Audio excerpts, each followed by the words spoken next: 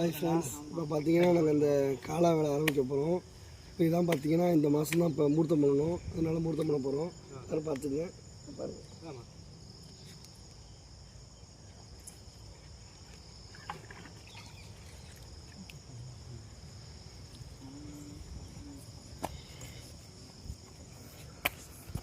இப்போ கல்ல இருக்கிறது மூர்த்தம் பண்ணுறாங்க. இப்போ தான் மூர்த்தம் பண்ணணும், பார்த்துக்குங்க.